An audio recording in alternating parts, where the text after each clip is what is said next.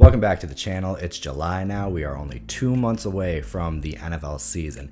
It's so close you can almost feel those Sundays. And what we're talking about today, because a lot of people are scurrying to get those best ball drafts in, we're going to talk about the late round draft picks. I'm talking 19th, 20th round picks here. The ones that people always say are just a dart throw. Now, while it's true that with your 19th and 20th round picks in best ball, you are going to be picking players that the consensus agrees are not fantasy relevant, but that doesn't mean you can't find those diamonds in the rough. Now, you're probably not going to find the next Puka Nacua.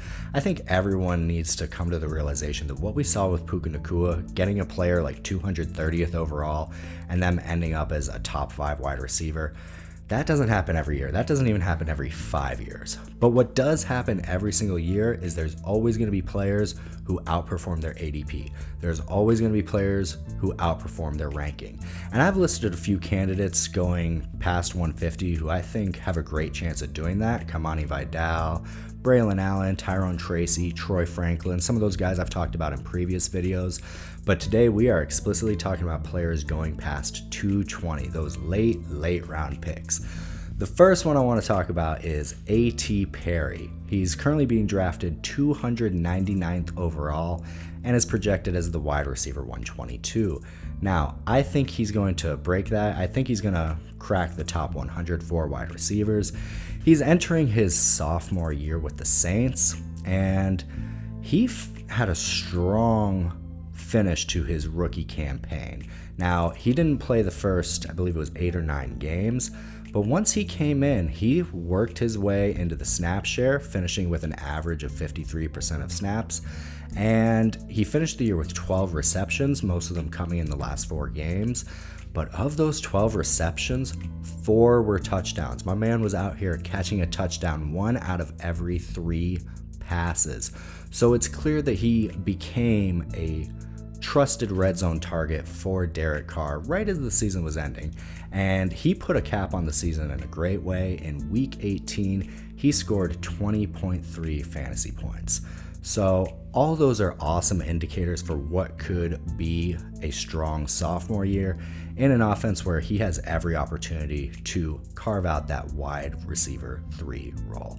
So A.T. Perry, excellent candidate for your 20th round pick. The next player we're talking about goes hand in hand with a player that I think people really need to start fading, and that's Brock Bowers, who's currently going 98th overall.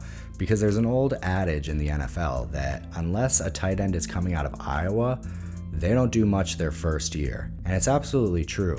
Think about David Njoku's first year, Jake Ferguson, Trey McBride, even Mark Andrews. I'll post their stats below. They had terrible first years and then broke out in the second year. And the reason they say unless it's Iowa is because Iowa really does run an offense that's very similar to the pro style for tight ends. But I think we could see a big breakout sophomore year from the other tight end on the Raiders, Michael Mayer. Now, the Raiders have already said they want to get Michael Mayer much more involved this year, and they drafted him to be a pass-catching tight end, and they used high capital on him. He was I believe it was the 3rd pick of the 2nd round, and over the last 2 years of his collegiate career, he averaged 68 receptions a season, 824 yards, and 8 touchdowns. Those are huge numbers.